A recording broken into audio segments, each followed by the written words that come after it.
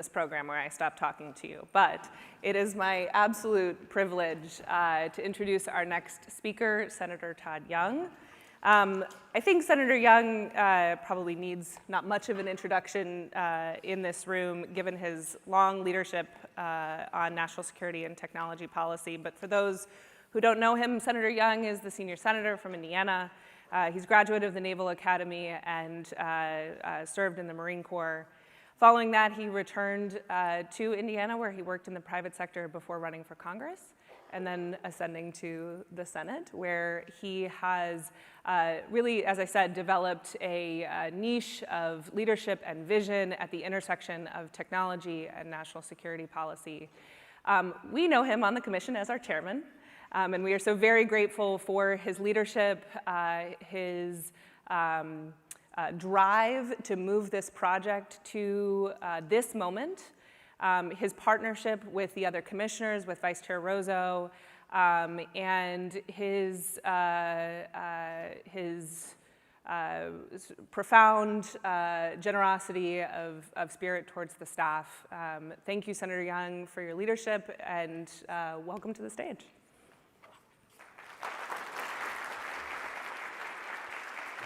Thank you, sir. Thank you.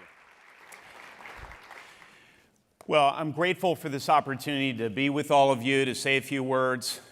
Thanks so much to the Special Competitive Studies Project, and a special thanks to Eric Schmidt, who made all of this possible, who has shown incredible leadership, not just on the topic we're here to discuss today, but he also served as a co-commissioner on this report. He invested a lot of time and gave great credibility to what is a work product that we commissioners, we staff are very proud of. We're encouraged that it's been getting a lot of buzz around the country and even some around the world, which is precisely what we want at this stage. This major report is not just a narrative report about where we are, how we got here, and where we might be headed. It's an action plan.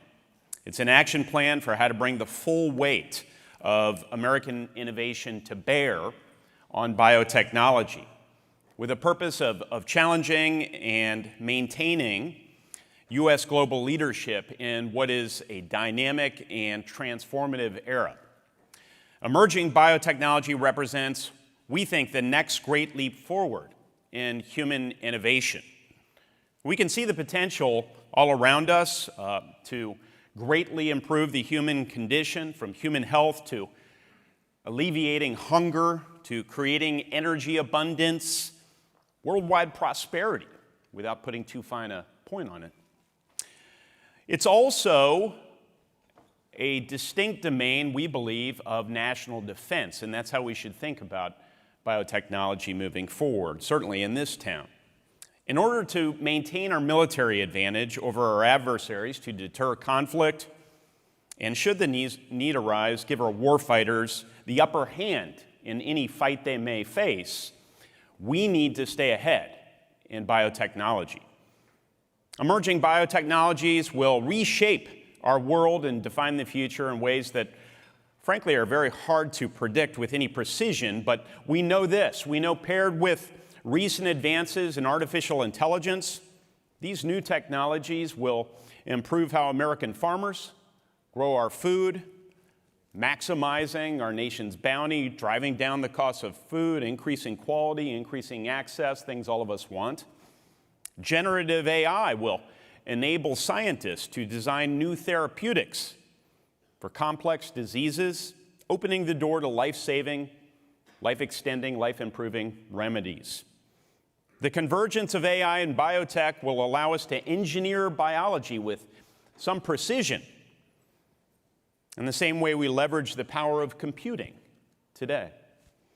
AI-designed molecules will lead to new materials that can make lighter, stronger equipment for our warfighters.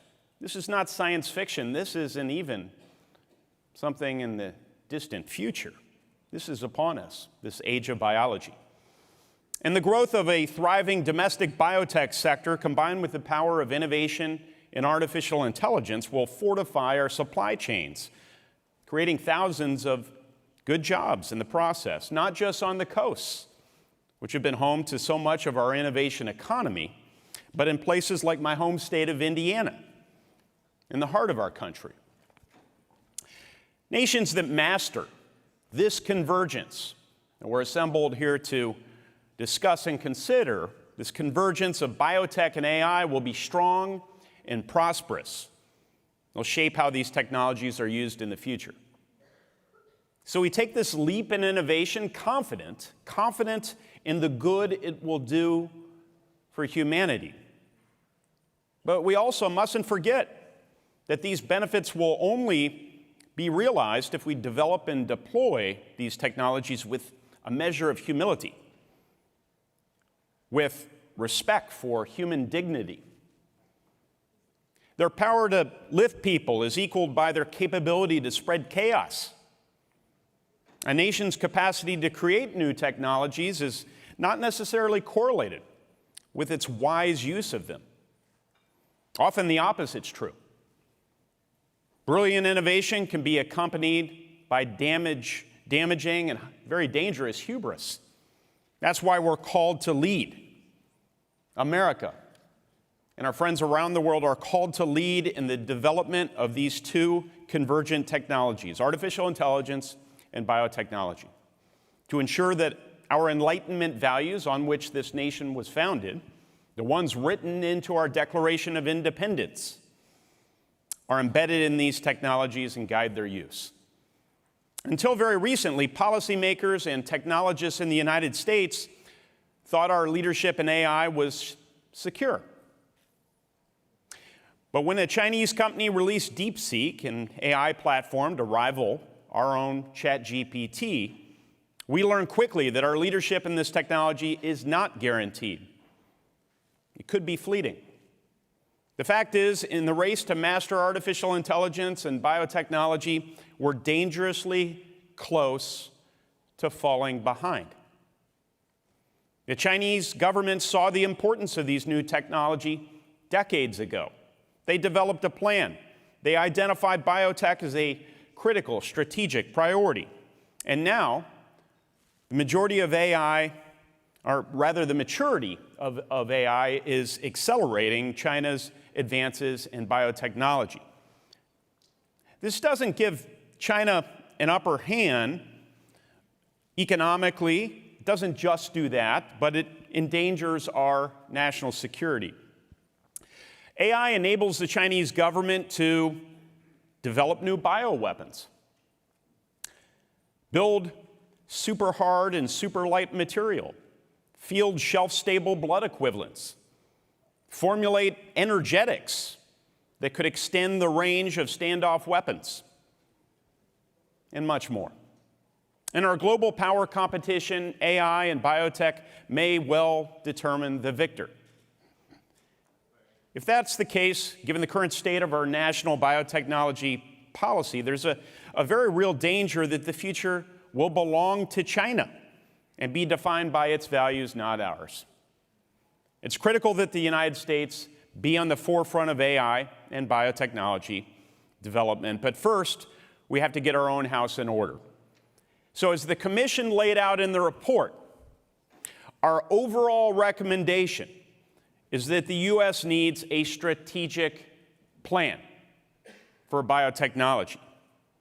And one way to accomplish this is to make federal agencies work together with greater efficiency to support American biotechnology. Yesterday, I introduced legislation to implement a key recommendation from the Commission's report, the National Biotechnology Initiative Act.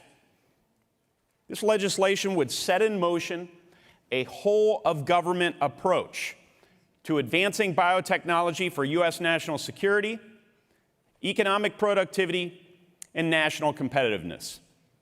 The bill would establish a National Biotechnology Coordination Office within the Executive Office of the President to lead and coordinate federal biotechnology efforts. In addition to passing this bill, Congress should prioritize biotech in terms of national security funding. Our report lays out very discrete steps to ensure that the various areas of priority receive sufficient funding to promote American manufacturing of biotechnology. It's important to remember that data is also key here. Data will be the feedstock of artificial intelligence and biotechnology. I know a lot of attendees understand that here, but it's very important that all of our agencies and leaders in government also understand that. Our data and our data infrastructure are in dire need of more investment, and we call for that investment in the report. Private-public partnerships can also pave the way to monumental leaps forward in AI-powered biotechnology, but we need to prioritize them as well. Finally, American ingenuity is powered by hardworking Americans. As with so much in life, it all comes down to the people. And with the right training and focus, a smart, agile, and innovative workforce will be the backbone of this artificial intelligence and biotechnology moment. These are investments and policy imperatives that will propel the United States forward in this techno-economic race. The choice is ours. Artificial intelligence and biotechnology are just the tip of the spear. So I urge all of you to continue to listen intently, to engage with other panels, keynote speakers, and fireside chats that are scheduled today. Become biotechnology champions. And of course, visit biotech.senate.gov and read the report. Thanks so much. God bless.